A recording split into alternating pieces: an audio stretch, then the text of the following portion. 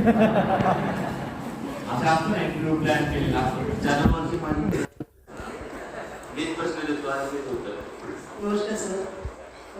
आपण वेगवेगळे प्रयोग या ठिकाणी राबवले शिक्षणाच्या आधुनिक काळामध्ये वेगवेगळ्या शिक्षण पद्धती आहेत त्याचे तुम्ही जे केलेले प्रयोग आहेत कृपया त्याचे अनुभव सांगा तर बरं. मी अगदी सुरुवातीपासून सांगतो काय केला मी जर्नी सांगतो 2009 पासून आयपॅड प्रश्न विचारला तर मी 5 जानेवारी 2009 ला तिथे जॉईन झालेलो आहे आणि माझ्या वडिलांना घेऊन तिथे गेलो. खूप रिमोट पार्ट आहे आमच्या डिस्ट्रिक्टचा. म्हणजे तुम्ही आता पण तिथे गेलात ना हे नाही आहे ट्रान्सपोर्टचा वे नाही चांगला म्हणून तर आम्ही राज्यपालांना आमंत्रण दिले आमच्या शाळेवर. त्यामुळे रोड होईल याची मला गॅरंटी आणि फॉर्च्युनेटली हो म्हणाले आता बरं झालं आपलं रोड तरी गावचा तयार होतं. तर तिथं जाताना रोड खूप खराब आहे. तुमच्याकडे तुलनेने ट्रान्सपोर्टचा तिथं रोड फॅसिलिटी आता तरी चांगली दिसते. तर तिथं जाणं हीच माझ्यासाठी मुश्किल काम होतं म्हणून मी वडिलांना त्यांच्या सोबत गाडीवर घेऊन गेलो. पहिलं म्हणजे मला शाळा सापडली. माझ्या शाळेचं काय नाव लिहिलं माहिती का? कदमवस्ती पवा असं लिहिलं होतं. मी पवा काय तर मला कुणीच सांगेना. खूप विचारानंतर एकाने सांगितलं ते पवा म्हणजे परितेवाडी असा. परितेवाडी. मी मॅप काढला कुठे आहे परितेवाडी महाराष्ट्रामध्ये एकदम टोकाला होतो. म्हणजे तिथून आमचा तालुका संपलाच चांगलं कल्याण झाला आपला. मग मी बार्शीतून निघालो. परितेवाडी कुठे हे माहिती नव्हतं म्हणून मी माझ्या एका काकांना भेटलो. त्यांना परिते गाव माहिती होतं. त्यांचे रिलेटिव्ह होते ते आणि त्यांचे अंकल त्यांचे कलिग तिथे होते. म्हणजे आम्हाला परिते गावात घेऊन गेले. आम्ही मग चला परिते गावाला म्हणजे आपली शाळा गेलो मी त्या परिते गावाची शाळेत. मी जॉईन व्हायला आलो. मग ते मुख्याध्यापक म्हणले सर चुकीच्या शाळेत आला. हे परितेवाडी इकडून 2 किलोमीटर जावा आम्ही तेव्हा रोड एकदम खराब नुसतं दगड माती. 2 किलोमीटर शाळेवरती गेलो परिते गावात. तर तिथं बडाचं झाड आहे आणि त्या झाडाखाली सगळे गावकरी बसलेले आणि मुख्याध्यापक बसलेले वाटत बघत होते. त्यांना कळलं आपल्या गावात शिक्षक यायला तिकडे तुम्ही कामच करायला जात नाही एकदम मी गेलो तिथे त्यांना दाखवलं मी असंच शिक्षक. इथून 2 किलोमीटर पुढे जायचं. अरे तेव्हा आणि मग त्यांनी काय म्हणले मुख्याध्यापकला आमचं फोन केला तू ये म्हणजे ह्याला घेऊन जा. तो बिचारा सायकलवर पॅन्डल मारत आला आणि मला घेऊन गेला. चला म्हणा सर आपण मग ते मला जाणवं झाले की फार प्रदेशामध्ये आपण आलेलो आहोत आणि माझं खूप स्वप्न खूप काही चांगली शाळा मिळेल चांगलं काम करेल. आणि गेलो तर मला गुरुजींनी दाखवले तुमची शाळा तुमचं वर्ग आणि माझ्या शाळेत तुम्ही आला तर फार चित्र दिसतं. एक खोली इथे दुसरी खोली 500 मीटरवर. रस्त्याच्या कडेला एक खोली आतमध्ये एक खोली असं रस्त्याच्या कडेवरची खोली त्यांनी मला दिली बस. मग उघडून दिलं तर आतमध्ये ते कडबांचे पाहिलं पाहिजे पाहिजे. मग आता अशा परिस्थितीत काम करत असताना 12 वर्षानंतर जे काही प्रयोग केले ते फार महत्त्वाचे आणि ते सांगायचं होत आहे. हा जो कॉन्टेक्स्ट सांगितला की कशासाठी तर प्रयोग जे करतात शैक्षणिक प्रयोग हे परिस्थितीशी अनुकूल आणि साधर्म्य असणारे असले पाहिजे. काहीतरी त्यातून वर्तन बदल दिसला पाहिजे. तर या परिस्थितीत मला काय जाणवलंय की जो त्या सरांनी प्रश्न विचारला की पालकांची अनास्था त्यांना काही वाटलंच नाही की शाळेमध्ये आपण कुणीतरी जनावर बांधले तिथं घोडा आहे तिथं करडा आहे आणि तिथं आपली मुलं कशी शिकणार. तर मग ती 6 महिने जसं मी तुम्हाला सांगितलं की वर्ग खोली मिळवणे याच्यामध्ये 6 महिने गेले माझे. जानेवारी जॉईन झालो तो पहिले 6 महिने त्याच माणसाचे रोज भांडत जायचं. तर त्या 6 महिन्यात मी काय केलं तर गावाचं पूर्ण सर्वेक्षण केलं आणि त्या सर्वेक्षणातून काही आकडेवारी माझ्या समोर आली.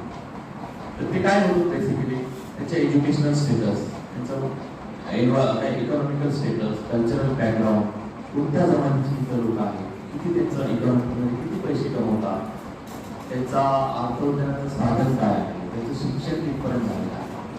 आणि हा सगळा डेटा कलेक्ट केल्यावरती मला काही फॅक्ट्स इंटरेस्टिंग फॅक्ट्स दिसून आल्या.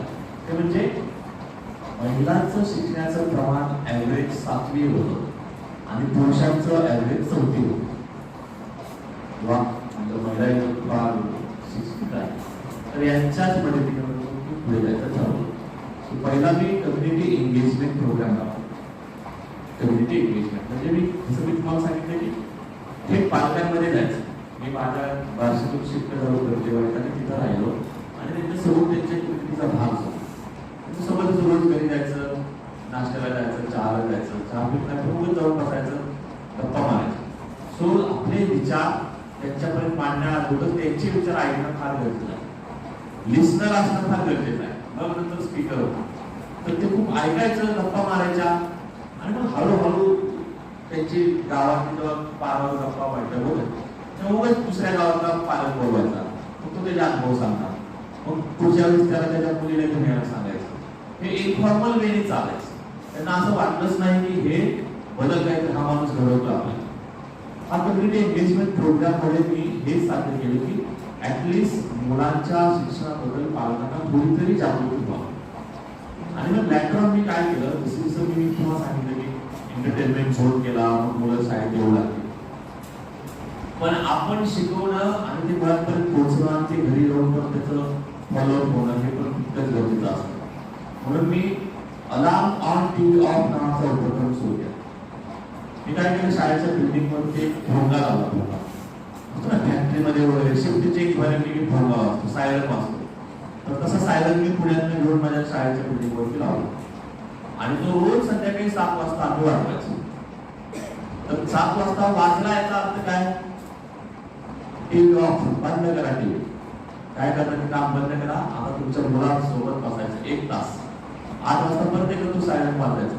आता बंद, आता अभ्यास बंद केला तरी चालतंय, तुमचं काम करा. हा 1 तास त्यांनी त्यांच्या मुलासाठी दिला पाहिजे.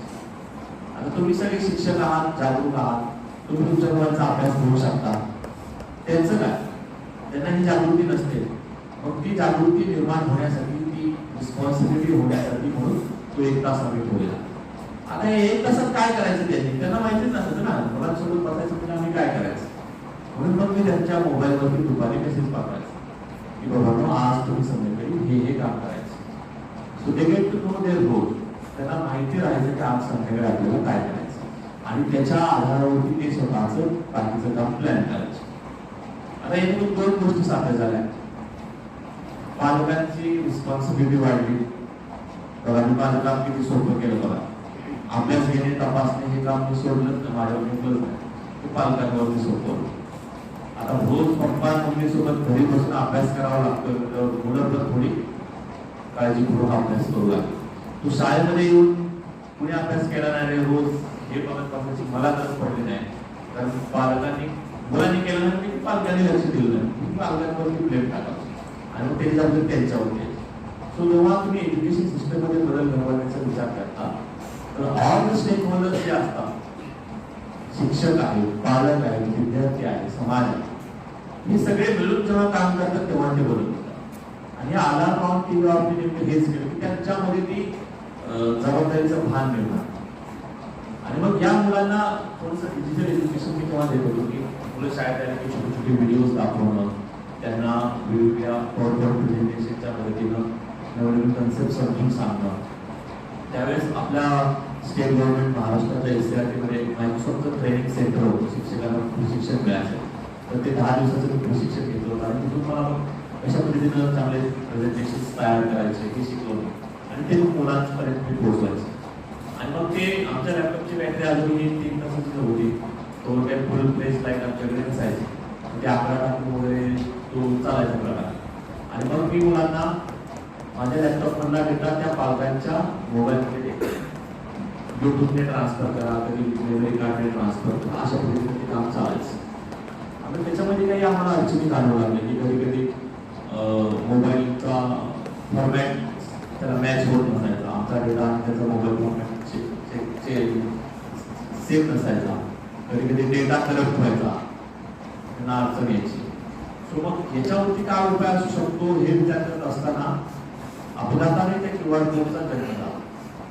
I was not going for QR code. Me augmented reality technology जास्त ट्राय करत होतो आणि ती मला खूप सोपी वाटली. पण मी जेव्हा एका दुकानात गेलो मार्केटमध्ये, तिथं मी त्या दुकानदाराकडून प्रॉडक्ट घेतल्यावर त्यांना ते कोड स्कॅन केला आणि त्याची प्राइस डिटेल्स मला स्क्रीनवरती दिसले आणि मग तिथून मला वाटलं की अरे हे किती सिम्पल आहे, याच्यातून काय करता येऊ शकतं. त्यात मोमेंट मला हे QR कोड आहे म्हणतात हे पण माहिती नव्हतं, त्याला काय म्हणतात हेच मला माहिती नव्हतं. समथिंग हॅपन आणि मला असं वाटतं की याच्यासाठी मला तो स्कॅनर वगैरे लागेल. मी गुगलवरती गेलो आणि गुगलला विचारलं, तर गुगलला विचारलं काय विचारलं त्याला मला माहितीच नाही. सो गुगलमध्ये इमेज सर्च नावाचा ऑप्शन असतो. जेव्हा आपण टेक्स्ट सर्च करतो तसा एक इमेज सर्च पण असतो आणि ती इमेज टाकली आणि गुगलला विचारलं व्हॉट इज दिस. गुगल खूप छान शिक्षक आहे, खूप मनाने उत्तर देतो, चांगले उत्तर देतो. ऐकलं विचाराने मला आणि तो मला दिस इज QR. म्हणून मी QR कोड काय असतं, कशा पद्धतीने तयार करतात हे शिकलो आणि मी जे काही कंटेंट तयार केलं होतं आणि जे काही माहिती इतर शिक्षकांचे पोहोचलेलं होतं ते मी त्या QR कोडमध्ये एम्बेड केले आणि मग ते प्रिंट स्टिकर प्रिंटवरती मी छापले आणि ते प्रत्येक मुलाच्या पुस्तकावरती चिटकवलं आणि मग ते पालकांना दाखवले की कशा पद्धतीने स्कॅन करायचं आणि ते कशा पद्धतीने शिकतात. तर मग हे असं पद्धतीने त्या QR कोड पाठ्यपुस्तकांचा प्रयोग आम्ही तिथं राबवला. 2 वर्ष तिथं पायलटिंग केल्यानंतर आम्ही मग ते बालभारतीला मी तो प्रपोजल दिला की आता मी असं सगळं करत बसण्यापेक्षा तुम्हीच करा ना, काम नेहमी स्मार्ट काम करत चला, हार्ड वर्क करत जाऊ नका. लक्षात ठेवा आपलं काम सोपं करायचं. मग मी म्हणलं मी किती दिवस हे कंटेंट तयार करणार, तुम्हाला भारतीला सांगितलं तुम्ही करा. त्यांनी मग ते केलं आणि मग ते मला आता माहिती तुमच्या प्रत्येकापर्यंत ते पुस्तकं पोहोचलेली आहेत. देशातल्या NCERTच्या माध्यमातून ते देशभरात पोहोचले. तर ते अशा पद्धतीनं किंवा पुढे पाठ्यपुस्तकांचा प्रयोग सुरू झाला. त्याच्यानंतर मी हा प्रयोग मला कॅनडामध्ये टोरंटो इथं जगातल्या 300 युनिव्हर्सिटी प्रोजेक्ट्समध्ये निवडला गेला आणि 2016 मध्ये मी टोरंटोला गेलो आणि तिथं पण आम्ही 300 शिक्षक जगातले तिथं एकत्र आलो. प्रत्येकजण आपला नवीन काहीतरी नवीन इनोव्हेटिव्ह प्रॅक्टिसेस घेऊन आले. तर तिथं मला व्हर्च्युअल फील्ड ट्रिप या नवीन मेथोडॉलॉजीबद्दल समजलं की कसं वर्गात बसूनच बालकांची सहल होऊ शकते, वर्गात बसूनच आपण किल्ला बघू शकतो, वर्गात बसूनच आम्ही अंडर वॉटर लॅब बघू शकतो. हे सगळं मला तिथं पाहायला मिळालं आणि मग तिथून आल्यानंतर मग मी आमच्या सायन्स सेंटरला प्रपोजल दिले की मला इथे येऊन मुलांना शिकवायचं आहे, मला इथे येऊन मुलांना मी विज्ञानाचे प्रयोग दाखवे आणि इथून मग मी मुलांना वेगवेगळ्या देशांची सहल द्या. तर आतापर्यंत आमची 72 वेगवेगळ्या देशातल्या वेगवेगळ्या ठिकाणांना आम्ही भेट देतो. म्हणजे आमचं काही मनोरंजन नसतं तर ते पुस्तकात जो घटक आहे जसं की 7 वंडर्स 7 आश्चर्य जगातले आहेत तर त्याच्याबद्दल माहिती सांगत असताना ती 7 आश्चर्य जर वर्गात बसूनच बघायला मिळाली तर किती छान. मग मी पॅरिसमधल्या माझे शिक्षक मित्राला कॉन्टॅक्ट करतो आणि त्याला सांगतो की तू 2 दिवसांनी त्या आयफेल टॉवरपाशी जा आणि तिथून आम्हाला व्हिडिओ कॉल कर. मग आम्ही त्यावेळी व्हिडिओ कॉल स्काईपवरती वापरायचो आणि मग तिथून आम्हाला तो पूर्ण आयफेल टॉवर दाखवायचा आणि मग आमची मुलं त्याला काही प्रश्न असतील तर ते विचारायचे. ते छोटे छोटे पासपोर्ट मी मुलांचे तयार करून घेतले. पासपोर्ट माहिती आहे तुम्हाला, बाहेरच्या देशात जायचं असेल तर पासपोर्ट लागतो. तर मग आमच्या मुलांचे छोटे पासपोर्ट आहे. मग त्या पासपोर्टमध्ये ते लिहायचे आज आपण कुठे गेलो, किती तारखेला गेलो, किती डिस्टन्स ट्रॅव्हल केला. म्हणजे परितेवाडी टू पॅरिस हे नकाशामध्ये आधी मुलांनी बघायचं किती डिस्टन्स आहे ते मॅप करून ते मोजायचं आणि लिहायचं. मग काय प्रश्न विचारले, कोणत्या नवीन गोष्टी ते शिकले, हे सगळं झालं की मग पाहिलेले सगळ्यांचे पासपोर्ट येतात. मग मी ते चेक करतो आणि चेक इन म्हणून शिक्का मारतो. त्यावेळी बाहेर गेले तर तुम्हाला तिथं त्या देशात गेलं की तुमचा जो हे असतो इमिग्रेशन ऑफिसर तो शिक्का मारतो, येस हा इथं आलाय आणि परत जाताना पण शिक्का मारतो. तसं मी त्यांच्या पासपोर्टवर शिक्के मारतो. त्यांना एक व्हर्च्युअली आपण गेल्याचा फील होतो. आम्ही रायगड राजगड या किल्ल्यांवरती व्हर्च्युअली बसून मुलं सगळं शिकतात. तर तिथं मुलांना नवीन गोष्टी नव्याने कळतात, पुस्तकाच्या बाहेरचं जग मुलांना पाहायला मिळतं. तिथं मुलं प्रश्न विचारतात, क्वेश्चनिंग स्किल जे म्हणतो तर ते खूप महत्त्वाचं होतं. ते मुलांच्या पद्धतीने शिकतात. असे काही छोटे छोटे प्रोजेक्ट मी माझ्या शाळेमध्ये केलेले आहेत. बोलल्यावर सर नंबर किती होता प्रश्नाचा नंबर 11 माझा आता. आपल्या शाळेची मुलं त्यांचा इतर देशाच्या मुलांशी तुम्ही संपर्क साधून जे शिक्षण देण्याचे काम केले म्हणजे तुमच्या प्रेरणा निर्माण झाली कशी काय तुम्हाला कशामुळे प्रेरणा निर्माण झाली हे मला माझ्यामध्ये प्रेरणा कशी काय निर्माण झाली. मला असं वाटतं की ज्या पद्धतीनं माझा ब्रीडिंग झालेला आहे घरामध्ये किंवा माझं पालन पोषण झालेलं आहे, तर मी माझ्या घरात एक विलक्षण मुलगा आहे. म्हणजे पारंपरिक पद्धतीला जे काहीतरी वेगळं करत राहणे हे माझा स्वभाव आणि मग असं काहीतरी वेगळं करत राहणे ही उपजत माझी प्रवृत्ती म्हणा. त्याच्यामुळं मला ज्या परिस्थितीत काम करायला मिळालं तर ती मला खूप विपरीत असली तरी ती मला एक संधी म्हणून बघतो. संकटाकडे असं म्हणून की संधी म्हणून बघा.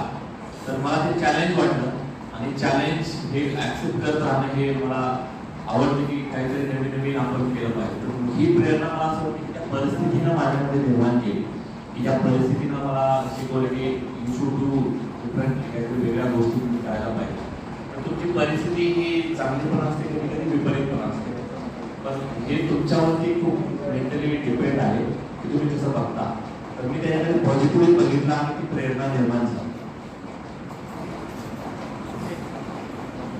नमस्कार सर, मी नितीन साहेबराव पाटील, माली आश्रम शाळा. एक सार्थ अभिमान वाटतो की एक बार्शीकर इथून प्रश्न विचारतो आणि एक जागतिक लेवलचे बार्शीकर या ठिकाणी आज आम्हाला परिसंवादासाठी उपलब्ध झालेले आहे.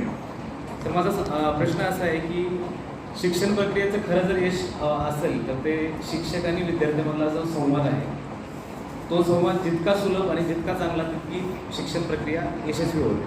तर हा अधिकाधिक चांगल्या प्रकारे कसा साधला जाईल यासाठी काय उपाययोजना करतील किंवा काय करता येईल? शिक्षक विद्यार्थी संवाद हे शिक्षक विद्यार्थी नातं कसं आहे आणि तो नात्याचा जो संवाद ठरतो. म्हणजे आपण खूप क्लोज असेल तर आपले संवाद हे खूप इन्फॉर्मल होतात. खूपच फॉर्मल ठेवू लागलं तर आपल्यामध्ये एक शिस्तपणा असतो आणि तो प्रकार मला असं विद्यार्थी आणि शिक्षकाचं नातं हे एक प्रेमळ बंधाचं नातं असतं. आपण विद्यार्थ्यांना माया प्रेम लावतो आणि त्याच्यापासून ते देतात. तुम्हाला शाळेमध्ये गेला तर तुम्हाला लक्षात येईल की तुमची शाळेतली मुलं घरी घरी गेले तर घरून काही खाऊ आणत असतील, तुमच्यासाठी त्यांच्या शेतातलं काहीतरी आणत असतील. हे नातं फुलवण्याचं काम एक शिक्षक म्हणून आपलं असतं. कारण आपण शेवटी वर्गातल्या जिवंत बालकांसोबत काम करतो, मशीन सोबत काम करत नाही. आपला जॉब हा मोर की जिवंत व्यक्तींसोबत आहे. तर तो संवाद मला असं वाटतं की चांगल्या पद्धतीने फुलवत जाणं हे व्यक्ती म्हणून माणूस म्हणून आपल्यावरती डिपेंड आहे. आपल्याला डीएड मध्ये बालमानसशास्त्र शिकवलेलं आहे. तिथे त्यासाठी शिकवलेलं की कसं असतं बालकाचं मन आणि त्या बालकाशी कसा संवाद साधला पाहिजे. जर मी अननोन व्यक्ती असेल त्या मुलांशी तर तो कसा संवाद केला पाहिजे, त्यांच्याशी त्यांच्या भावनिक पातळीवर जाऊन. मी जर मला शाळेमध्ये दरडावून त्या मुलांना बोलत बसलो असतो तर ती तेवढी खुल्ली नसते, तेवढी लगेच बोलती झाली नसते, पण त्यांना ते दडपण येतं. पण एक शिक्षक जेव्हा काहीतरी मजा करतो, शिस्तपणे न राहता त्यांच्यातला मिसळून जातो तर ते खूप मुलांना आवडतं. तुमच्या वर्गातल्या मुलांना तुम्ही बेंचवर बसून एका डेस्कवर तुम्ही बसून शिकवता, त्यांच्यामध्ये जाऊन त्यांच्यातला होऊन शिकवता. याच्यावरती सुद्धा खूप गोष्टी डिपेंड राहतात आणि मुलांना तेच शिक्षक जास्त आवडतात त्यांच्यातलाच भाग झालेला असतो, त्यांच्यासारखंच तेव्हा त्यांना आवडीच्या गोष्टी करून देतात. तर तसं तुम्ही करा मुलांसोबत. मुलांच्या आवडीचे शिक्षक होण्यासाठी तुम्हाला अगोदर मूल व्हावं लागेल स्वतः आणि त्या दृष्टीनं स्वतः मुलांसारखा विचार करायला गेला तर मला वाटतं की ते तो तुमचा संवाद चांगल्या पद्धतीनं होऊ शकेल. क्लासरूमचं जे वातावरण आहे तर ते शिक्षकाच्या येण्याने बदलून जातं. तर ते तुमच्याबद्दल मुलांच्या मनात भीती आहे तर तुमच्याबद्दल एक आदर आहे, पण तो व्यक्त करण्याची पद्धत वेगळी आहे. ते मला वाटतं की ते तुमचं स्किल जास्त महत्त्वाचं. नमस्कार सर, माझं नाव अमोल गायकवाड, शासकीय माध्यमिक आणि उच्च माध्यमिक आश्रम शाळा कावळे येथे शिक्षक आहे. मी जेव्हा यूट्यूबवरती व्हिडिओ बनवायला लागलो त्याचं मुख्य कारण होतं की 10वीपर्यंत मला खूप सारे व्हिडिओ यूट्यूबवर दिसले आणि ते चालूही तसंच होतं की मुलांना यूट्यूबची लिंक पाठवणं वगैरे सगळं चालू होतं. 11वी-12वीचं जेव्हा मी सर्च केलं तर मला अर्थशास्त्रासंदर्भात फक्त PDF दिसली त्या पुस्तकाची, इतर काही दिसलं नाही. मग आता व्हिडिओ तर माझ्याकडे आहेत, मी ते बरेच यूट्यूबला टाकलेत, पण मला असं म्हणायचं आहे की QR कोड संदर्भात तुम्ही जे कार्य केलं आहे तसं मला काही करता येईल का? त्या पुस्तकात QR कोड टाकता येतील आणि ते माझ्या मुलांना मिळतील. कारण सुट्ट्या बऱ्याच दिवस असतात आणि त्या काळात शिकवणं होत नाही. तर त्या संदर्भात काही टेक्निक आहेत ती लिंक पाठवली आहे, परंतु बऱ्याच वेळेस त्या मुलांकडं नाही आहेत मोबाईलवरती खूप मर्यादा आहेत. मग असं काही करता येईल की ते पुस्तक तो घेऊन जाईल ना घरी, मग तो दुसरा जो कोणी सदन व्यक्ती आहे, जो कोणी तिथला एखादा व्यक्ती आहे ज्याकडे मोबाईल आहे, नेटवर्क आहे, आपल्याकडे पुस्तकात पण कोर्स आहेत ना, ते स्कॅन केल्यावर फक्त PDF मिळतं आपल्याला, पुस्तकच मिळतं, ते पुस्तकच scan केल्यावर मिळतं, तुम्हाला तिथं ते मिळते. पुस्तकच मिळतं, पण व्हिडिओ नाही मिळत. तुम्हाला ते व्हिडिओ हा जो साधू मी त्या पुस्तकामध्ये आहे ते मी सजेस्ट केले की ते स्टेप बाय स्टेप चला. म्हणजे पहिली जे काय जे कंटेंट तयार करा आणि मग ते डाउनलोड करा. तर त्यांनी ते एकदम खूप मोठा डिस्प्ले केला. आता तुम्हाला तुमच्या वर्गापुरतं जर असं काही करायचं असेल, तुमच्याकडे व्हिडिओ रेडी आहे, हो. तर ते मुलांपर्यंत पोहोचण्यासाठी तुम्हाला अडचण येते किंवा काय, तर तुम्ही जे मी केलं ना तसं तुम्ही करू शकता. की व्हिडिओचे लिंक्सचे कोड तयार करून त्या मुलांच्या पुस्तकामध्ये तुम्हाला चिटकवावं लागेल. स्टिकर पेजवरती तुम्ही चिटकवून द्या आणि मुलांना सांगा की कोणत्याही QR कोड ॲपमधून ते स्कॅन केलं तर तुम्हाला व्हिडिओ तयार करता, व्हिडिओ ॲक्सेस करता येईल, डाउनलोड पण करता येईल. कसं आहे तसं तुम्ही करू शकता. चालेल, धन्यवाद. सर दुसरा प्रश्न गटाक सर आपला QR कोड संदर्भात होता, त्यावर सरांनी तो उत्तर दिलेलंच आहे. आपण पुढच्या प्रश्नाकडे जाऊ. अजय गोळे सर, प्राथमिक शिक्षक मुरबाड.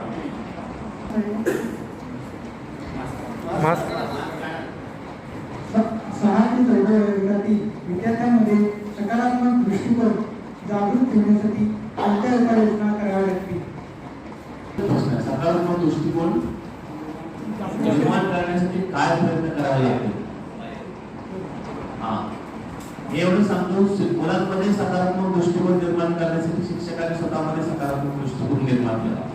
त्या काही समस्या आहेत आपल्याकडे, त्याच्याकडे पॉझिटिव्हली बघा. मी जर रडत बसलो असतो, काय मला शाळा दिली, तिथे काय करायचं आपल्याला, पण मी समजा तिथे काही 8-8 दिवस गेलो पण नसतो तर तरी पण मला कोणी काय बोललं नसतं. तर मला वाटतं की ती सकारात्मकता अगोदर आपल्यामध्ये यावी लागेल. आपण पॉझिटिव्ह असतो की आपोआप ती पॉझिटिव्हिटी ही काय कंटिन्युअस असते. म्हणजे मी जर तुमच्याशी प्रफुल्लित वागलो, बोललो तर तुम्ही पण फ्रेश राहता. मी जर उगाच बरंच उत्तर देत राहिलो तर तुम्ही पण तसेच राहता. तर ती सकारात्मकता सर आपल्यामध्ये अगोदर निर्माण करा. आपल्याला अडचणी आहेत, अडचणी कुठे नाही आहेत मला सांगा. तुम्हाला असं वाटतं का की अमेरिकेतले शिक्षक काहीच अडचणी नाही आहेत त्यांना? त्यांच्या अडचणी वेगळ्या आहेत. त्यांच्या शाळेतली पोरं पुस्तक घेऊन या, आपल्या अडचणी त्यांच्या. तसं तर आपल्याकडे नाही ना. आपल्याकडे काय कोणी चाकपत्र घेऊन येत नाही. तो अडचणी सगळीकडे असतात, मी लक्षात घ्या. असं समजू नका फक्त आपल्याला दुसरा खूप चांगला आहे असं आपल्याला वाटतं, त्याचं दुर्न त्यालाच माहिती असतं. असं तुम्हाला जरी माझं खूप छान वाटत काय आता ग्लोबल टीचर झाले, काय बोलायचं आता, माझ्या अडचणी मला माहिती असतात. पण त्याच्याकडे सकारात्मक दृष्टीने बघत गेला तर आणि तरच प्रश्न सुटतो. नकारात्मकतेने प्रश्न सुटत नाही, ते उलट चिघळतात, वाढतात. सोडवायचा असेल तर शिक्षकांनी स्वतःमध्ये सकारात्मकता निर्माण करा आणि तुमच्यामध्ये बदल मुलांमध्ये आपोआप होईल.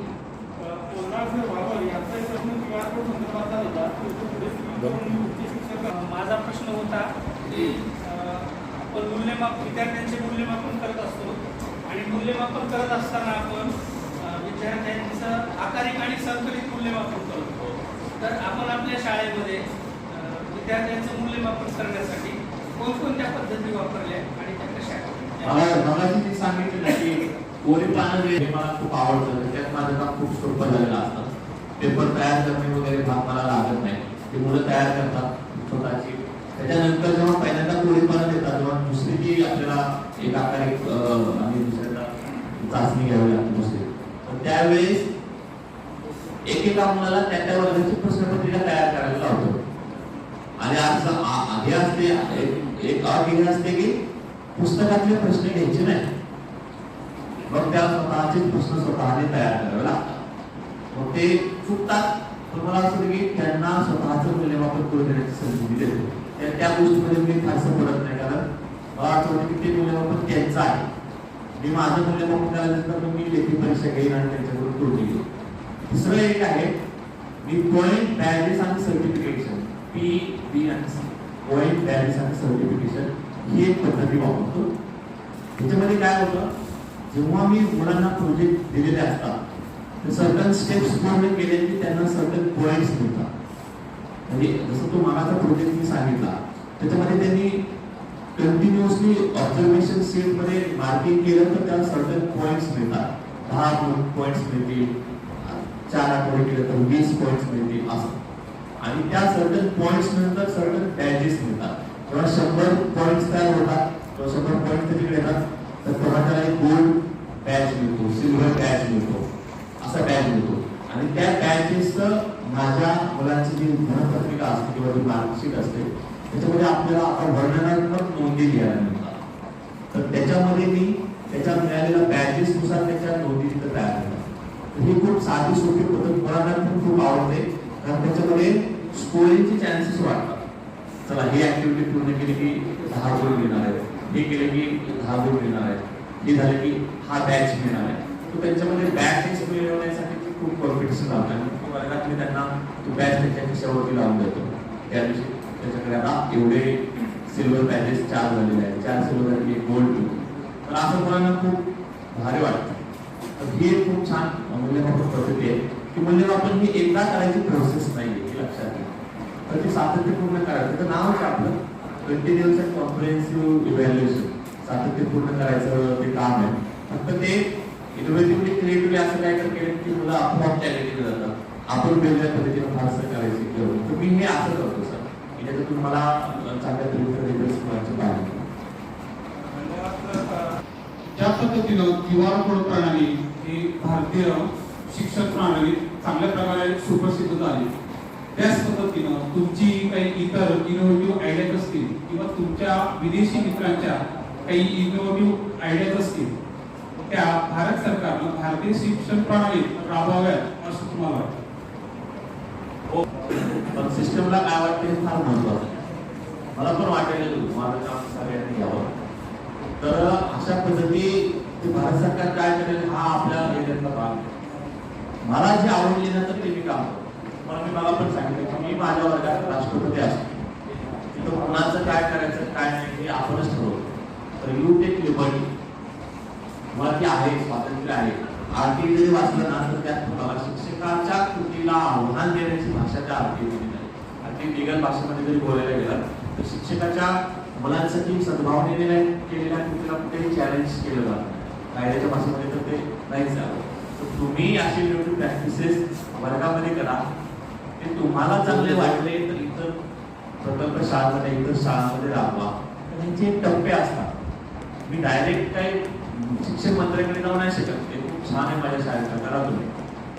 ते टेस्टेड असलं पाहिजे, सर्टिफाईड असलं पाहिजे, ते स्केलेबल पण असलं पाहिजे आणि आउटपुट्स मेजरेबल पण असले पाहिजे. म्हणजे QR कोड पाठ्यपुस्तकं झाल्यानं काय नेमकं होते मुलांमध्ये बदल हे बालभारतीचे आमच्या सर्व सिस्टम ट्रॅक होतं. किती शाळांमध्ये मुलं ते वापरतात, कोणत्या वयोगटात ते वापरतात, कोणता कंटेंट जास्त पाहिला जातो, व्ह्यूज ज्याला जास्त, त्याच्यानुसार आपण ती बॅकस्टेजला ते कंटेंट चेंज करतात. तर ह्या प्रोसेसने जावं लागतं. तेव्हा कुठं भारत सरकारला वाटतं की हे स्केलेबल आहे. तर तुम्ही अशा पद्धतीने जा, तुम्ही करा ना. तुम्हाला जे आवडतं ते शाळेत करा. चांगलं वाटलं तर मॅडम त्यांच्या प्रकल्पामध्ये सगळीकडे राबवतील. ह्या प्रकल्पातलं आयुक्त साहेबांना वाटेल आपल्याकडून आयुक्तालयातल्या सगळ्या शाळांना करावं. आणि मला हे आवडेल की माझं जर इनोव्हेशन स्केलअप झालं ते सगळीकडे गेलं तसं अनेकांचं पण असलं पाहिजे. पण तो विचार शास्त्रशुद्ध असावा लागतो. आणि काय म्हणतो की तुम्ही जरी थोडं माझ्या इनोव्हेटिव्ह प्रॅक्टिसेसकडे बघितलं त्याच्यामध्ये एक बेसिक सायन्स लपलेला आहे, त्याच्यामध्ये विचार आहे. तुम्ही आकडेवारीशिवाय पुढचा काही डिसिजन घेता. उगाच हवेमध्ये बोलणं हे चुकीचं असतं.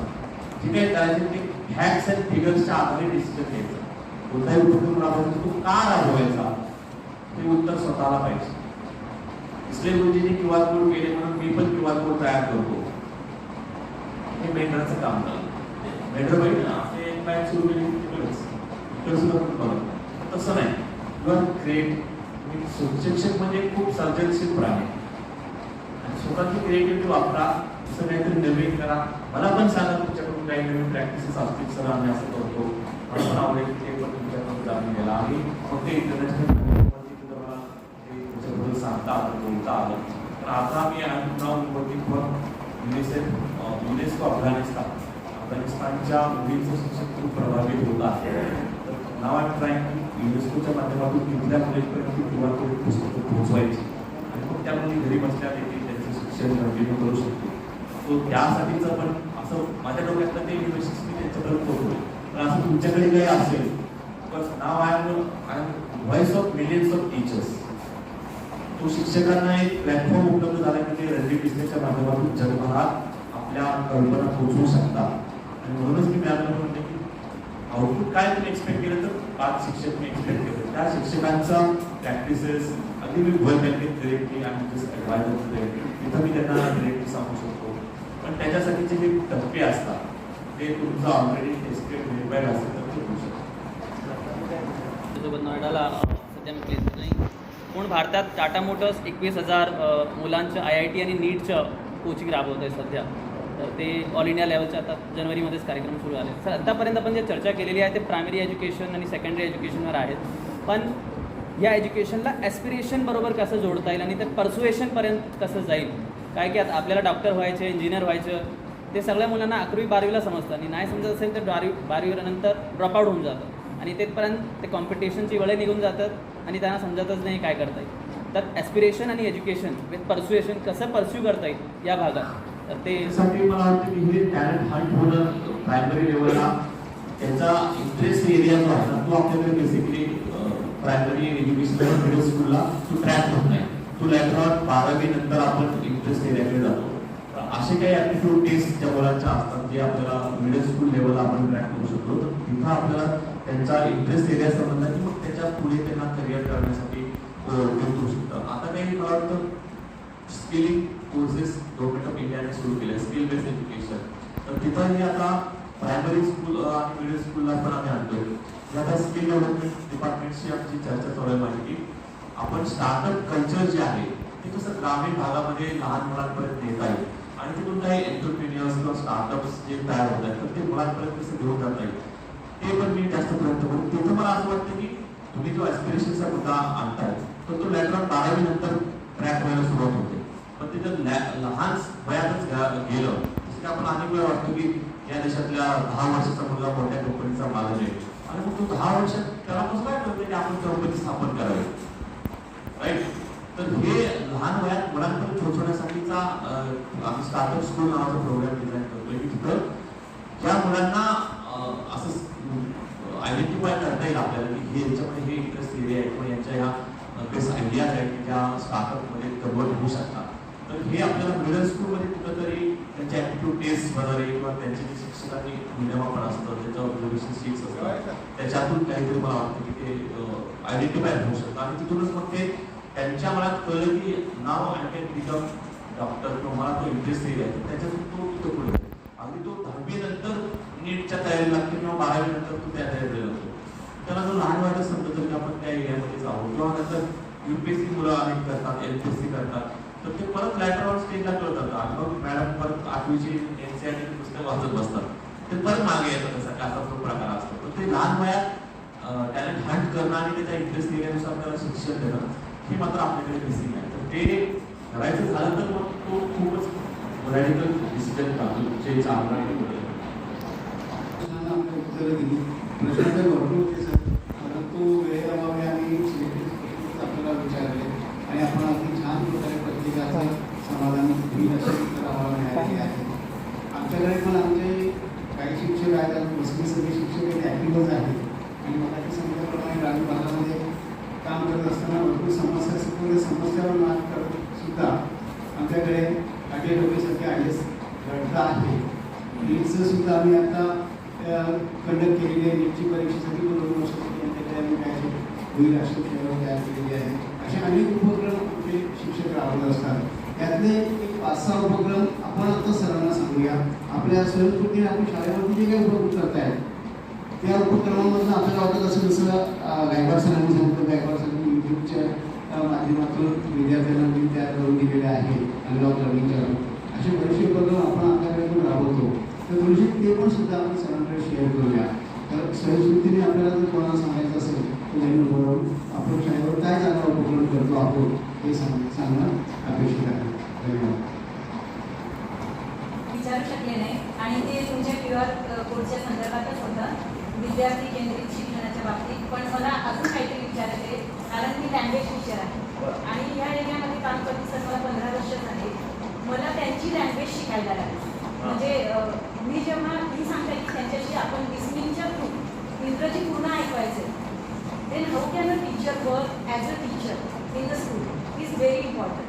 आता मी जर इंग्रजी बोलते तर त्यांना वेगळं वाटतं. ह्या ठिकाणी जर काम करत असताना मी मेथड जी वापरते ती पूर्णतः ट्रान्सलेशन मेथड आहे आणि शिक्षक काम करत नाही असं नाही, पण विद्यार्थ्यांनी ते आता त्यांच्या भाषेत जाऊन मला जर सांगायचं एखादा वर्ड त्यांना त्यांच्या लँग्वेजमध्ये म्हणजे डायलेक्टमध्ये सांगितलेलं त्यांना अधिक आवडतं आणि त्या विद्यार्थ्यांना इथून जे बेसिक आहे तर ते बेसिक त्यांना लँग्वेजमध्ये देणं हे पण चुकीचं आहे. मी स्वतः सांगते की ट्रान्सलेशन मेथड नाहीच आहे शिकण्याची, चुकीची मेथड.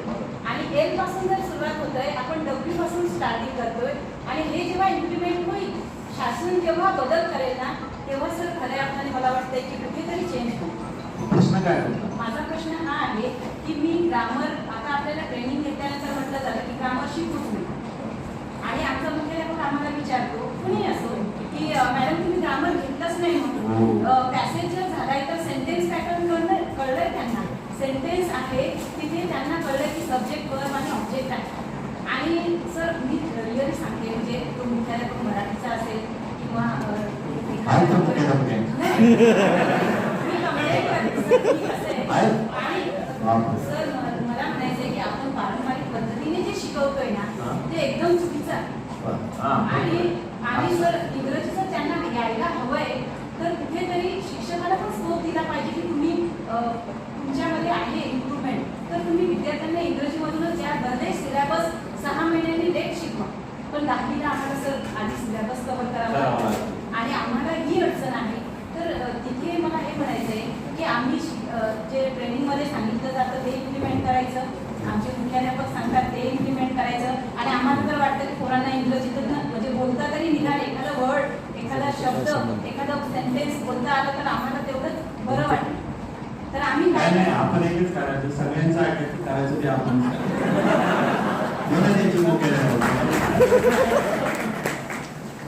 भाषा इंग्रजी शिकण्यासाठी ट्रान्सलेशन ही खूप रॉंग मेथड आहे. त्याच्यातून माइंडला कंटिन्युअस स्विच ऑफ करावं लागतं. एकदा टर्न इकडं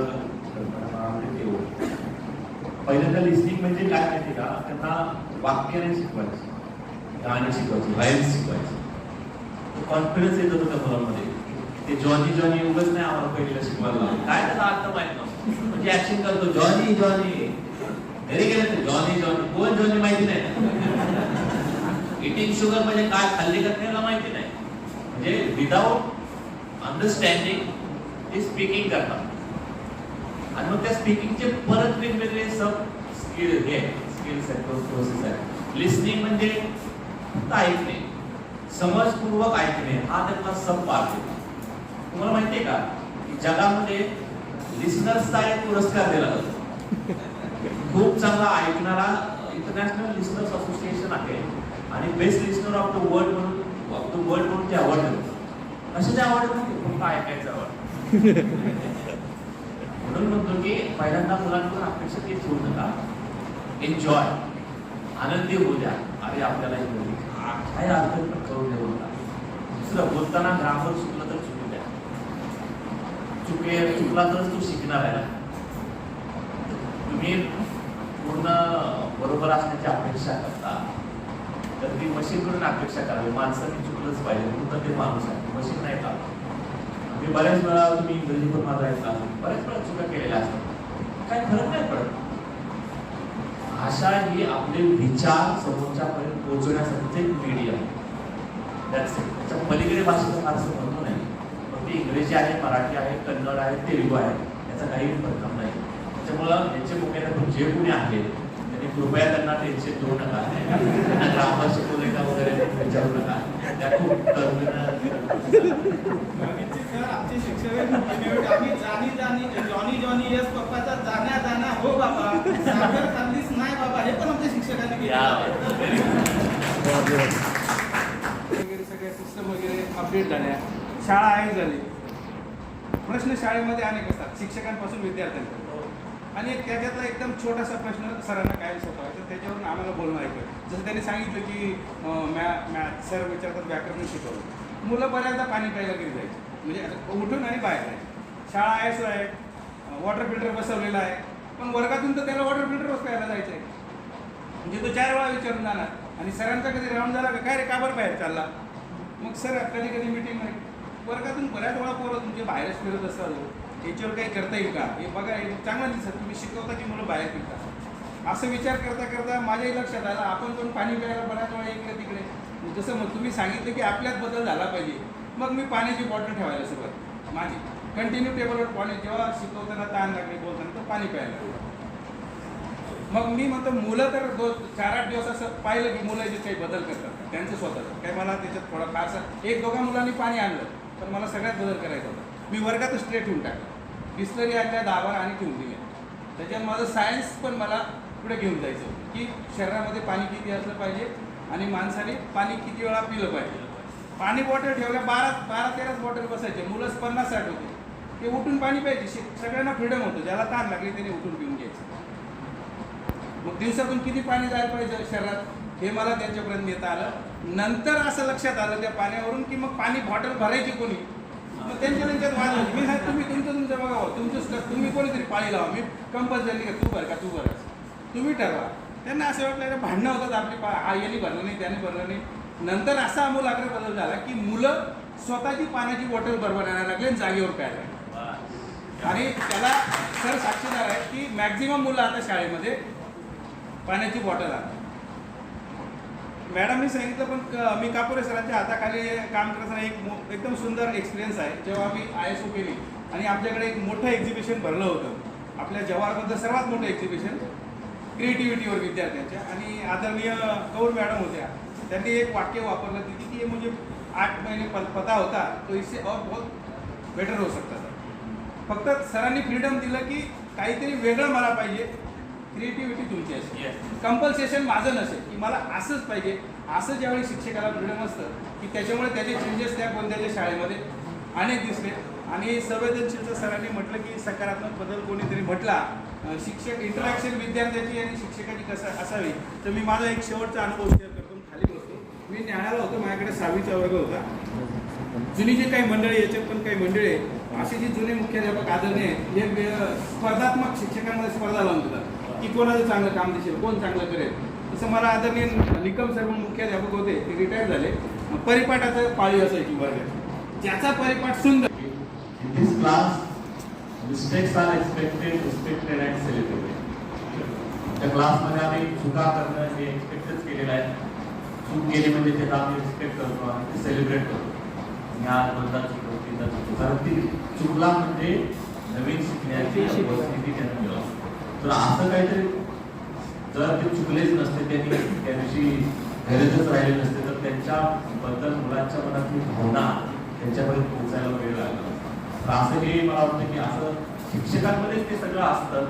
अधिकाऱ्यांना त्याच्यामधून म्हणजे तुम्ही हे सांगितल्यानंतर त्यांना शेवटी हे कशासाठी आहे की मी चांगलं काम करताय की नाही हे मॉनिटर करणं एवढंच यांचं काम. हे काही तुमच्या जवळ येऊन शिकवू शकत नाही याची खात्री घ्या. या मॅडम काही शिकवू शकणार नाही ते तुम्हालाच करायचं. पण तुम्हाला शिकण्यासाठीचे जे काही सहाय्य लागेल ते इन्स्पिरेशन लागेल किंवा काय लागेल ते पोहोचवण्याची जबाबदारी यांच्याकडे. म्हणून ते आज म्हणाले की आमच्या लोकांना इन्स्पिरेशन द्या प्रेरित करा ते त्यांच्याकडे प्रेरणा कमी पडते. पण अशा अधिकारी असले की तुमच्यासारखी शिक्षकांना ठीक आहे पाठीवरती हात ठेवून फक्त लढ म्हणा म्हणतात तसं तुम्ही काम करा असं म्हणलं की ते बऱ्यापैकी होतं. माननीय सहाय्यक प्रकल्प अधिकारी सांगितलं की तुमचे काही अनुभव असेल तर शेअर करा. तर त्या संदर्भात सांगू शकतो की मी पण सुरुवातीला PPT माध्यमातून शिकवलं मुलांना. व्हर्च्युअली पण बरंच शिकवलं. आणि नंतर मग जे 19 नंतर जो काही कालखंड आला पॅन्डेमिक आपला कोविडचा त्या काळात मग प्रत्यक्ष शिकवणं शक्य नसल्यामुळे मग यूट्यूबवरती व्हिडिओ बनवले आणि शिकवले. तर या काळात बऱ्याच वेळेस सरांनी सांगितलं की प्रत्यक्ष घेऊन जायला परवानगी देत नाहीत वगैरे. पण आमच्या जवळच आपला पालीला एक बांबू प्रोजेक्ट चालू आणि ते आमच्यापासून एक 7 किलोमीटर आहे. तर मी दरवर्षी एकदा तरी मुलांना तिकडे घेऊन जातो. आणि तो घेऊन जाताना अगदी सर्व नाही घेऊन जात ज्यांना त्यात आवड आहे असे 20-25 मुलं छोट्याशा गाडीत करून घेऊन जायचे. किंवा एक नवीन आहे आमच्याकडे इलेक्ट्रॉनिक्सचे सर होते तर ते त्यांची व्हिजिट काढतात. प्रकल्प एखाद्या कंपनीला भेट द्या किंवा एखाद्या कार्याला भेट द्या. असे पण आम्ही 2-3 वेळा नेले. आता इकॉनॉमिक्सचा शिक्षक असल्यामुळे शेवटी अर्थकारण आहे आणि पैशासाठी आपण इथे बसलोय. साहजिक आहे सर्वजण पैसे मिळावे म्हणून शिक्षण घेतात बऱ्याचसे. आणि त्याची जाणीव मी मुलांना करून देतो आणि याच्यामध्ये वेळोवेळी प्रकल्प कार्यालयातून आम्हाला मदत करतो. जसं की मागे global Maharashtra student for future initiative असा एक कार्यक्रम घेतला होता आणि तेव्हा आम्ही जर्मनीतल्या मुलांशी आणि तिथल्या व्यक्तींशी बोललो होतो की जर्मनीमध्ये आपल्याला काय संधी आहेत. तर त्या खूप चांगल्या पद्धतीने महाराष्ट्र मंडळ आहे जर्मनीमध्ये, त्यांनी आम्हाला सांगितलं होतं आणि ते मुलांना फार आवडलं होतं. 4 मुलांची परवानगी होती पण मी 20 वर्ष बसवली होतीच आहे. ठीक आहे, असं काय काय केलं जातं. धन्यवाद. तुमचे अनुभव सांगत असताना किंवा बेस्ट प्रॅक्टिस आवडतील प्रॉब्लेम स्टेटमेंट काय, प्रॉब्लेम काय होता, त्याच्यावरचं सोल्युशन तुम्ही काय केलं आणि त्याच्यामध्ये आउटपुट काय मिळालं, या 3 गोष्टी जर मला तुम्ही अगदी शॉर्टमध्ये सांगत गेला तर इझी असेल मला ते फाइंड आउट करणं की ते फीचर्स त्याला आपल्याला पुढे मिळते. तसं तुमच्याकडे काय असेल की सर ही समस्या होती, त्याच्यामध्ये मी हा ट्राय आउट केला सोल्युशन आणि त्याच्यामुळे हा इम्पॅक्ट मला दिसतो, असं काही तुमच्याकडे सांगण्यासारखं असेल तर ते पण नक्की सांगा. तर माझा शेवटचा प्रश्न फक्त 1 मिनिट वेळ घेतो. जर मी एक शाळेत प्रशिक्षण होता, ज्यावेळेस आम्ही असं काय बरेचशी चालवत होतो. संगणकाचं थोडं ज्ञान मुलांना संगणक शिकवू वाटायचं, पण तिथे मुलांसाठी वर्गखोल्याच्या व्यवस्थित नव्हत्या, तर संगणकाला वेळ शिकवली कुठे मिळणार. मग तो प्रश्न आम्ही शाळेत चर्चा करत असताना काही शिक्षकांनी असं सांगितलं का, त्यावेळेस जे नॉलेज माझा आधी सांगितले की देणगीने काय म्हणाल तर आपल्याला आधी स्वतः काहीतरी दिलं, स्वतः काहीतरी करावं लागेल, थोडं बरोबर काहीतरी. सगळं म्हणजे आपण देणगी काढू आणि एक ग्रुप बांधू. तर पहिल्यांदा 2.25 लाख रुपये स्टाफ म्हणून वर्गणी आणली सगळ्या शिक्षकांनी आणि त्याची रूम बांधली. रूम बांधलेली धरून आम्हाला एक 4 ते 5 महिन्यामध्ये 30 संगणक लॅपटॉप बसवर ऑल इन वन संगणक देणगी मिळाली. आता ते शिकवायचे कसे हा प्रश्न आला. मला येते पण 1ली ते 12वी शिकवायला सगळ्यांना कसं, मी माझ्या वर्गाला काय शिकवायचं हा प्रश्न आला. तर आम्ही एक छोटी टिक काढली की म्हणजे पिअर लर्निंगची 4 मुलं प्रत्येक वर्गामध्ये हुशार फक्त निवडायची. तर ते असे काही मुलं होते नवीन त्याला बेचा पाडा येत नव्हता, 3 मुलं निवडले विशेषतः, फक्त ते बोलकी असावे आणि त्या मुलांना शिकवलं. आज असं आहे की 30 मुलं त्या मुलांना शिकवतात आणि तुम्हाला सांगायला अभिमान वाटतो की कोणी ते पूर्ण करीत असतो. मलाही त्याच्याबद्दल संगणकाकडे पूर्ण ज्ञान नाही, पण ज्या मुलांना बीएचा पाडा येत नाही, मी आज MSc आहे, मला त्या मुलाने संगणकाच्या बऱ्याच ट्रिक त्यांनी शिकवलं. आणि स्क्रीन रोटेट होती, मला कधी रोटेट करताना केलेली रोज आणता येत नव्हती. त्या मुलांनी कधी युट्यूबला पाहिलं आणि कसं रोज करायचं त्यांनी मला त्याचे शॉर्टकट कीबोर्डचे दाखवले. ते जे मूल्यमापन जेव्हा आपण ठरवतो की याचं करायचं तेवढंच फक्त त्याच्यातून पाहिलं जातं. जेव्हा ते ओपन एंडेड असतं तेव्हा ते त्याच्याकडल्या वेगळ्या व्यक्तिमत्वाच्या किंवा वेगळ्या शिकलेल्या बाबी समोर येतात. म्हणून ते मुक्त मूल्यमापन पद्धती असणं फार गरजेचं आहे. तुम्ही खूप छान सांगितले की तुमच्या मुलांकडून तुम्ही शिकला, तर ही शिकण्याची वृत्ती शिक्षकांमध्ये काय नसणं गरजेचं.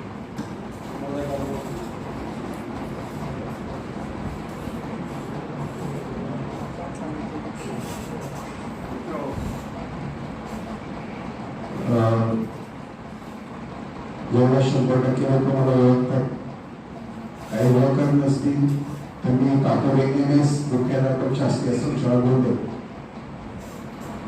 मुख्याध्यापक म्हणून मला सगळे 25 वर्ष समोर आहे आणि ऑगस्ट 22ला मी सेवानिवृत्त होणार आहे.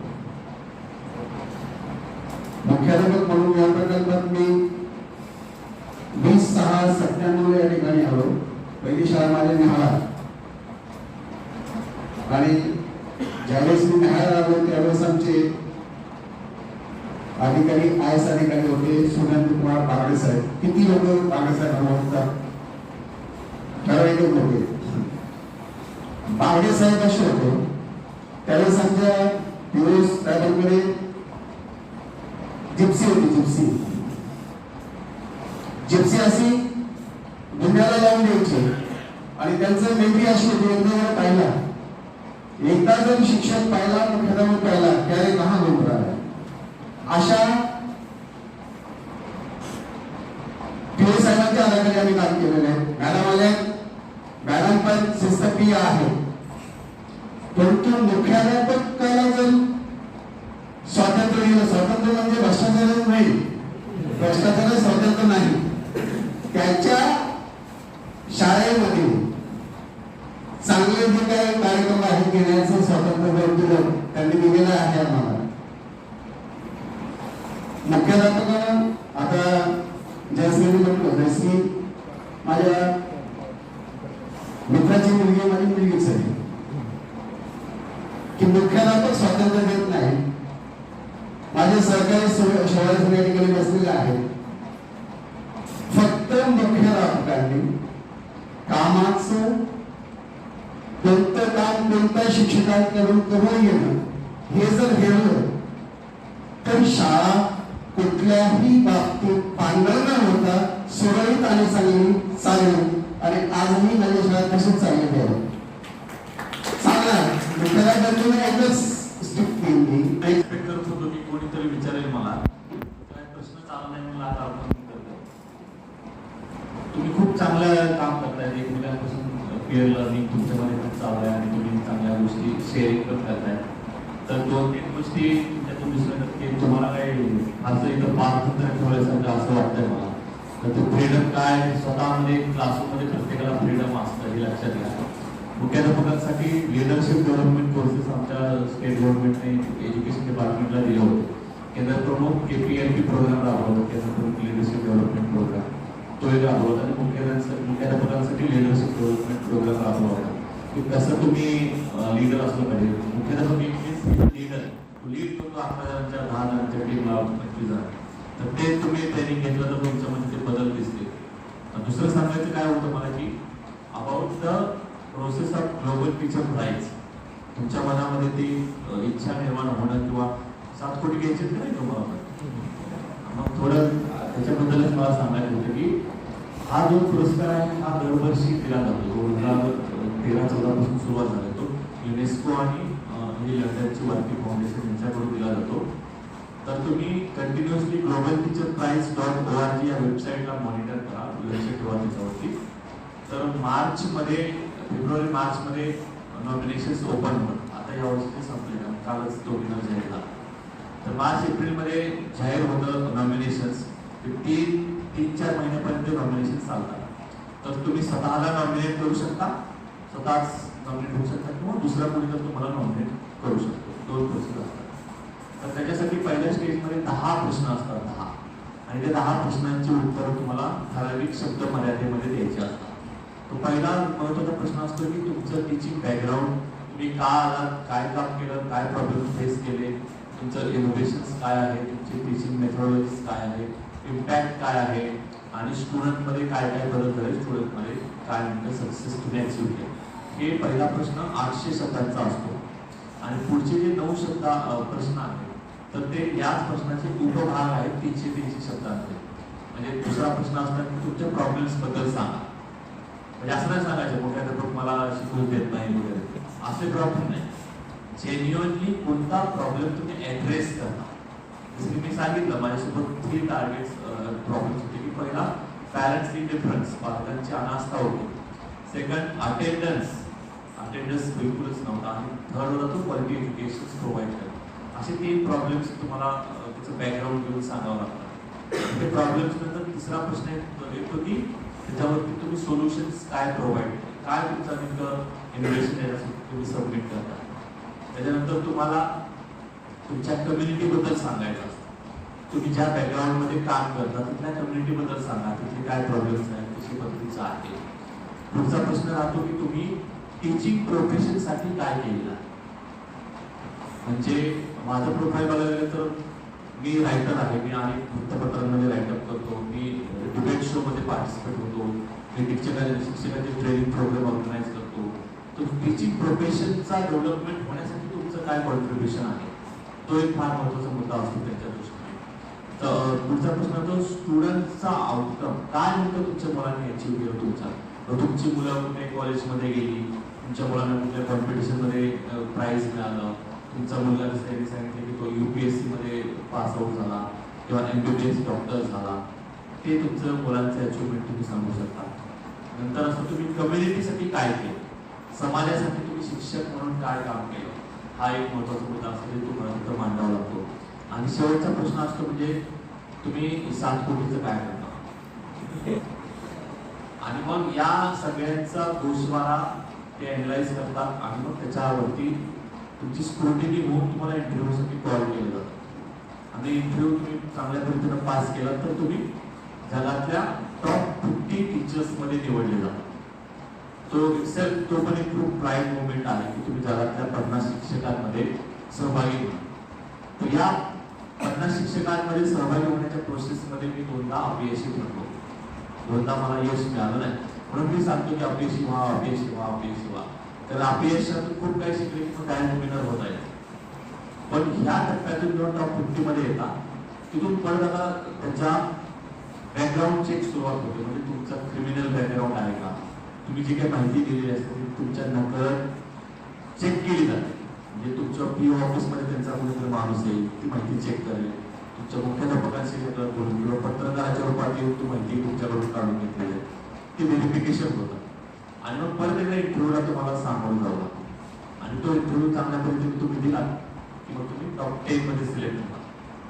आणि एकदा टॉप 10 मध्ये गेलात की तिथं पुढे आता कुठलीही तुम्हाला परीक्षा द्यायची नाही. आता ते ज्युरीवरती असतात. ज्युरीकडे 10 जणांचे प्रोफाईल जातात आणि ज्युरी त्याला एका विशिष्ट मर्यादेमध्ये कालमध्ये त्याला मार्किंग करतात आणि मार्किंग केल्यानंतर तुमचा रिझल्ट जो आहे तो ठरलेल्या दिवशी येतो. तर तुम्हाला आजपर्यंतचे सगळे विनर्स, सगळे फायनलिस्ट, टॉप 10 आणि टॉप 50 या सगळ्यांचे प्रोफाईल त्या वेबसाईटवरती पाहायला मिळतील, वाचायला मिळतील. ते प्रोफाईलिंग वाचा. कारण मी 2 वर्ष फेल झाल्यावर काय केलं तर मी हेच केलं. 2014 पासून 2018 पर्यंतच्या प्रत्येक विनरचं प्रोफाईल मी वाचलं आणि काय त्यानं वेगळं केलं इतरांपेक्षा हे मी अभ्यास. आणि माझ्याकडे काय वेगळेपण आहे, मी जेव्हा म्हणजे 2019ला मी फायनल अटेम्प्ट दिला त्यावेळेस मी 2 वर्षाची उत्तरं लिहिली होती, तीच उत्तरं लिहिली, फक्त ती वेगळ्या भाषेमध्ये लिहिली ज्याच्यामुळं त्यांना ते काम वेगळ्या पद्धतीनं सांगितलं आलं किंवा समजून घेता आलं. तर त्या विनर्सचं प्रोफाईल तुम्ही वाचा की ते नेमकं काय काम करतात, कशा पद्धतीने, का जगातला शिक्षक बेस्ट टीचर का असतो तो, तर ते तुमच्या लक्षात येईल. आणि मग आपण आलोच का, तर आपण स्वतःला समजायचं की असं मी आहे तो, फक्त आता मांडण्याची पद्धत मला बदलायची. ती कशा पद्धतीने मांडतात ते दिलेलं आहे. प्रत्येकाचं प्रोफाईल वाचल्यावर तुमच्या लक्षात येईल तो कोणत्या बॅकग्राऊंडमधून आला, त्यानं काय नेमकं इनोव्हेशन केलं, मुलांमध्ये काय सक्सेस रेट झाला किंवा कम्युनिटीमध्ये काय चेंजेस झाला. तर तुम्ही माझं प्रोफाईल वाचा किंवा लास्ट आत्ताची जी रिसेंट विनर आहे एशिया फोर्पे जमैकन बेस US टीचर आहे, तर ती रिफ्युजी मुलांना शिकवते. रिफ्युजी मुलांना इंग्रजीच्या एक्स्ट्रा क्लासेस देते आणि कॉलेजमध्ये शिकण्यासाठी त्यांना असिस्ट करते. तर असं काही वेगळं काम तुम्ही करता का हे तुम्हाला लक्षात येईल. आणि दरवर्षी चालत राहतात आणि फेर वेळी जातं. इथे काय तुम्हाला मशीनला लावायचं आहे किंवा काय नाही. पुणे म्हणजे डिस्टेला बोलून असताना पण तो बरोबरीचं होतो. म्हणजे तिथं काही तुम्ही समजून घ्या की तिथं काही फारसे मशीनला लावण्याची प्रोसेस नाही. तर ह्या प्रोसेसमधून तुम्ही जा, कारण त्याच्यातून तुमच्या लक्षात येईल की दुसरा रंगी दिसले कधी गवसणार या देशाला. तर हे सांगताना तुम्ही समजून घेतलं, जे कोणी तुमच्यातले त्यांना इंग्रजी समजतं किंवा वाचता येतं त्यांनी ते वाचा, त्यांनी ते लिहून घ्या, ते अभ्यास करा. विनर्स जे केले तशा पद्धतीचं तुम्ही करताय असं वाटलं थोडं तरी सुद्धा ते मला वाटतं की तुमच्यासाठी पुरेसं आहे. ऍटलिस्ट तुम्ही टॉप 50 मध्ये जरी गेला तरी सुद्धा ती खूप मोठी अचिव्हमेंट असेल पहिल्या अटेम्प्टमध्ये. कारण मला तुम्ही सांगणारं नव्हतं, पण आता तुम्हाला सांगणारं कोणीतरी आहे. कारण मी जेवढं शिकण्यासाठी वेळ घेतला 2 वर्ष हा माझा फेल्युअर पिरियड हा शिकण्यासाठी गेला, कशा पद्धतीने गोष्टी मांडण्यासाठी. तर ते आता सांगणारं कोणीतरी आहे तुमच्यासाठी. फक्त ते तुम्ही तयारी कशी दर्शवा. त्याच्यातून मला असं वाटतं की नेक्स्ट इयर तुम्ही जरी ट्राय केलं त्या अवॉर्डसाठी तरी तुम्हाला खूप चांगली अचिव्हमेंट असू शकते. आता तो एकमेव प्लॅटफॉर्म आहे अशातला भाग नाही. युनेस्कोचा अजून एक अवॉर्ड असतो जवळपास 70 कोटी रुपयांचा असतो. कोटीमध्येच अवॉर्ड असतात. म्हणून हा लाईफ बदल जायगा. तर तो यावर्षी आपल्या भारतातल्या रुक्मिणी बॅनर्जी आणि एक त्यांच्यासोबत कॅरेज होते, त्यांना दोघांना तो विभागून दिला 35 कोटी रुपये त्यांनी. पण तो टीचर्ससाठी नाही तर मोस्टली पॉलिसी मेकर्स आणि डिझायनिंग प्रोजेक्ट वगैरे अशा लेवलला तो जातो. तसा पण तो अवॉर्ड आहे, तर तुम्हाला मिळू शकतो.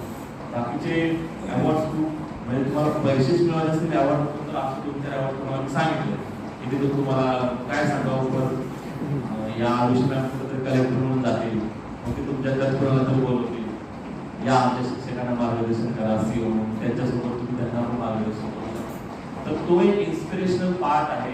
तुमच्यासाठी पैसा हा इन्स्पिरेशन असेल, गो फॉर इट. तुमच्यासाठी तुमचं पॅशन हेच खूप महत्त्वाचं असेल तरी पण गो फॉर इट. तर ते करा.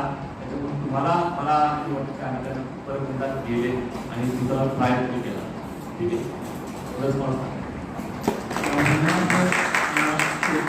उत्तरार्धाकडे जाताना मी शेवटचे एकच अवसर म्हणेन, घेण्याची येते प्रचिती येते ते कोरे आमचे जोडते. खरं तर आमच्यामध्ये इथे बसलेले सर्व कोणी डीएड आहे, बीएड आहे, कोणी एमए आहे, कोणी पीएचडी आहे. पण आदरणीय मॅडम यांनी तुमच्यासाठी एक शैक्षणिक विद्यापीठ आमच्यासमोर उभं केलं आणि प्रचंड असं शैक्षणिक मार्गदर्शन जे आम्हाला डीएड बीएडच्या 2 वर्षात मिळालं नाही, 3 वर्षात मिळालं नाही, हे तुम्ही 3 तासात दिलं. तसं मी माझ्या सर्व शिक्षकांच्या वतीनं आता विनंती आपल्याला आणि आपल्या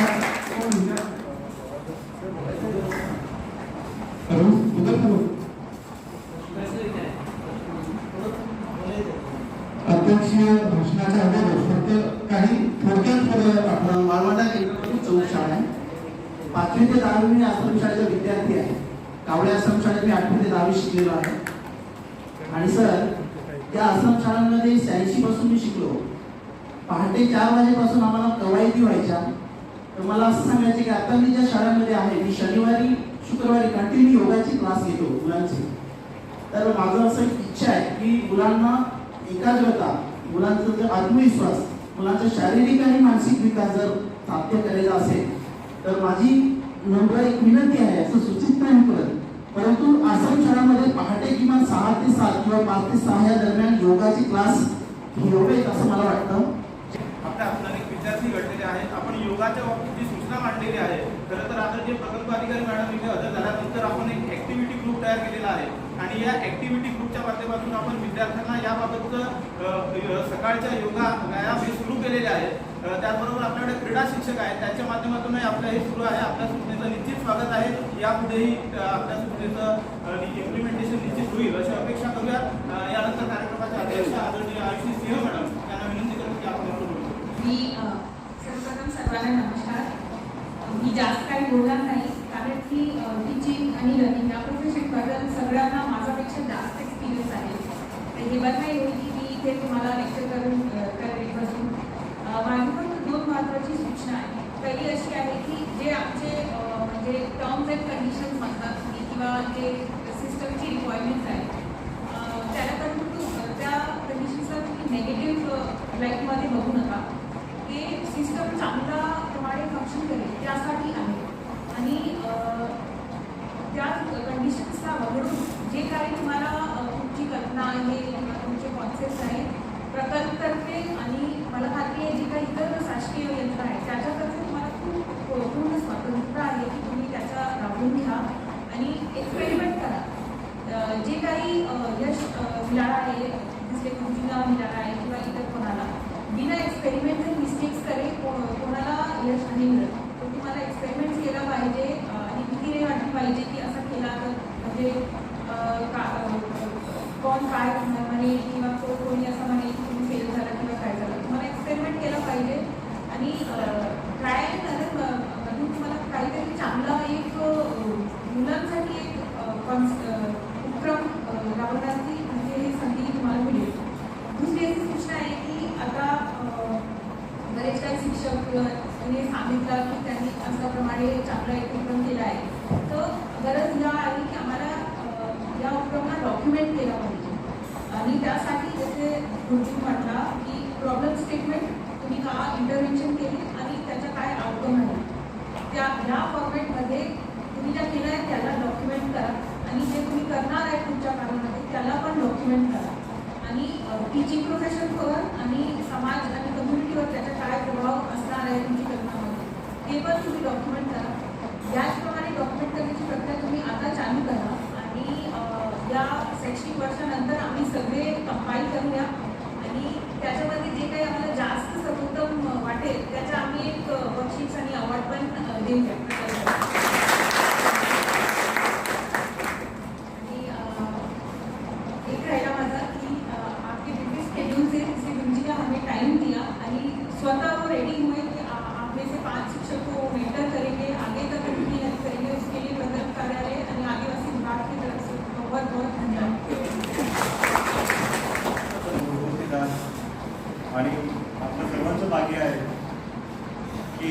जागतिक कीर्तीचे ग्लोबल टीचर प्राईज पारितोषिक मिळवून आले पहिले भारतीय शिक्षक हे आज आपल्याकडे उपस्थित आहेत. बंधूंनो, काही 8 दिवसापूर्वी आपल्यासमोर डॉक्टर अजय लोके सर आले होते. UPSC परीक्षेमध्ये प्रथम संधीमध्ये उत्तीर्ण झालेले लोके सर. त्यानंतर आज आपल्यासमोर देशले सर आहेत. सर, सन्मान्य व्यासपीठचा बरोबर मी देखील धन्यवाद मानू इच्छितो. आपण आदिवासी विकास विभागामध्ये कार्यरत आहोत. आपल्या आदिवासी विकास विभागामध्ये आपल्या आश्रमशाळा शासकीय असू द्या, अंग्रेज असू द्या, तर आपल्या आदिवासी विकास विभागाचे नियम, शालेय शिक्षण विभागाचे नियम या सर्वांची आपल्याला सांगण्यात यावं आपण वाटचाल करत असतो. त्याच्यानंतर आलं आपल्या आश्रमशाळेतले स्थानिक प्रश्न. आपल्या जरी 48 शाळा असतील, प्रत्येक शाळेचे प्रश्न हे वेगळे आहेत. एकच प्रश्न प्रत्येक शाळेतून मांडला गेला तर त्याचं सोल्युशन पण वेगळं असणार आहे. तर असे आपले अनेक शाळांवर अनेक प्रश्न आहेत, त्याच्यातून आपण वाटचाल करत असतो. आपल्या विद्यार्थ्यांची काही अडचणी आहेत, त्याची मानसिकता आहे, पालक आहेत, पालकांची काही मानसिकता आहे. मध्यंतरी सर विधानसभेमध्ये प्रश्न उपस्थित झाला गेला आदिवासी विकास विभागाबद्दल. त्या आदिवासी विकास विभागाने काय केलं, किती विद्यार्थी घडवले. तर सर त्यावेळेला आदिवासी विकास विभाग असं घडवून निघाला की काय म्हणजे किती इंजिनियर झाले, डॉक्टर झाले, असा तो प्रश्न होता. तर त्यावेळचे अधिकारी, त्यावेळचे शिक्षक जसे सर्वांना प्रश्न पडला, माहिती कलेक्ट केली गेली प्रत्येक ऑफिसची. तर सर पायाभूत जो इथं आहे त्यावेळेला इंजिनियर किती झाले, डॉक्टर किती झाले, वकील किती झाले, यापेक्षा जर या आदिवासी विभागाच्या आश्रमशाळा नसतं सर तर या भागाचं शिक्षण झालं नसतं. जरी ते जिल्हा परिषद शाळा असतील, जिल्हा परिषद शाळेत 11 ते 5 आहेत, आपल्या निवासी शाळा आहेत, इथले प्रश्न वेगळे. जर इथला पालक जो आहे सर तो त्या आश्रमशाळेमध्ये विद्यार्थ्यांना प्रवेश देतो. काही पालकांना आजच्या क्षणाला देखील माहिती की तो त्यांचा मुलगा हा कितवीला आहे, अशी देखील काही ठिकाणी अवस्था आहे. अशा ठिकाणी आम्ही सगळं आमचे बंधू वाटचाल करत असतात. आय सर मध्ये तरी खूप अग्रेसिव्ह झाले, त्यांची भावना असते, पण आपण आपल्या अडचणीवर बात करत आपण कामकाज करतो असो. तर आजच्या हे शिक्षकांच्या आपण शिक्षण मुख्याध्यापकात तुमची जी स्वतंत्र होऊन गेली. पूर्वी गुरुजी मंडळ जायचं, नंतर गुरुजीचा मास्तर झाला, मास्तरचा सर झाला, परत त्या सर याच्यातून गुरुजी या शब्दाला वगैरे दिले. आपले आदरणीय डिस्ट्रिक्ट गुरुजी इथे उपस्थित झाले. आज आपल्या संपूर्ण प्रकल्पाच्या वतीने मी त्यांचं हार्दिक आभार व्यक्त करतो. आजच्या या कार्यक्रमाकरता आपण सर्व उपस्थित आहात. आपल्याला बोलवणं आलं, आपल्याला सांगितलं 700 शिक्षकांमधून आपली निवड झाली, आपण इथे उपस्थित आहात.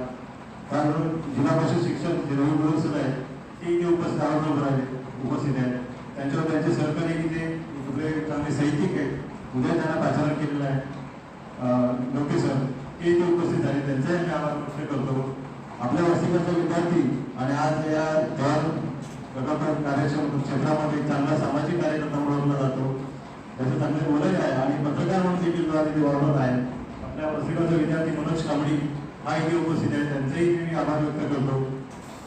आणि आपण व्यासपीठामध्ये उपस्थित आहात. विशेष म्हणजे परिसंवाद आयोजित केला, सरांचं जर मार्गदर्शन झाल्याने आपण आपल्या काही शंका उपस्थित केल्या, आपले अनुभव व्यक्त केला, त्याच्यातून ही विचाराची देवाणघेवाण झाली, ही खूप मोलाची आहे. आपल्यामध्ये काही बरोबर आलेली असते, आपण दैनंदिन काम करत असताना बरोबर येते हेच काय काम करायचं, ते ठरलेलं टिपिकल आहे, तुमचं काही सरांनी सांगितलं त्याप्रमाणे वेगळं काहीतरी शिक्षणाचा भाग आहे. आपण त्या सिलेबसवर जोर देतो, त्या सिलेबस पूर्ण झाला पाहिजे, त्यावेळेला त्या तुमच्या चाचण्या झाल्या पाहिजे, असं नंतर आपण दैनंदिन कामामध्ये बरोबर होते. परंतु आज या कार्यक्रमाच्या निमित्ताने आपल्या सर्वांचं देखील प्रेरणावाद झालेलं आहे की आपण काहीतरी करू शकतो. एक नवीन ऊर्जा आपल्यामध्ये निश्चितच निर्माण झालेली आहे. ती ऊर्जा आपण टिकून ठेवावी आणि आपण प्रतिनिधी स्वरूपाने उपस्थित आहात. आपण जेव्हा आपल्या शाळांवर जाणार आहात, आपले जे सहकारी आहेत, आपले जे बांधव आहेत, त्यांना देखील आपण सर्व सांगायचं आहे. कारण आपली अशी टीम वर्क आहे, मुख्याध्यापक पासून ते सफाईगार. आपला जो सफाईगार आहे, आपला जो सफाई कामाने हा देखील एक शिक्षकाचाच काम करत असतो. तो जेव्हा विद्यार्थ्यांना वाढतो तो देखील लक्ष ठेवून मुलाची बॉडी काय आहे, तो आजारी पडला आहे का, त्याच्यामुळे आपलं टीम वर्क आहे. तर आज आपण जे इथे उपस्थित आहात, आपण जे इथे सरांचं मार्गदर्शन घेतलं आहे. अक्षरशः म्हणजे मौलिक आहे. म्हणजे मी देखील वस्तू माझं देखील पेपर सुरू केलं की सरांचं जे नॉलेज आहे ते उत्तमच आहे. आपण त्या त्यांच्या अनुभवाची शिकवण आपण घेऊन जाणार आहात. आपण आपल्या शाळांमध्ये त्याचा निश्चित वापर करा. आपल्या विद्यार्थी घडवण्यासाठी वापर करा. आपले आवाज आमच्या सन्माननीय प्रकल्प अधिकारी मॅडम आयुषी मॅडम अत्यंत बिझी शेड्यूल आहे आणि असं असताना देखील त्या तिथे उपस्थित आहेत आणि त्यांच्या मार्गदर्शनाखाली हा संपूर्ण कार्यक्रम पार पडलेला आहे. त्यांचेही आभार आणि सांगायला विशेष वाटतं की उद्या आपला जनजाती गौरव दिन आहे त्याचंही आपलं नियोजन चालू आहे.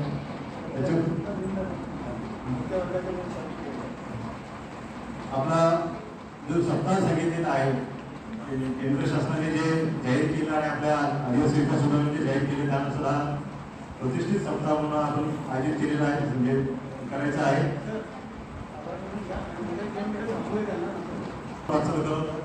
तर पुन्हा एकदा आपला सर्व सन्माननीय व्यासपीठाचे आणि आपल्या सर्वांचे मनपूर्वक धन्यवाद.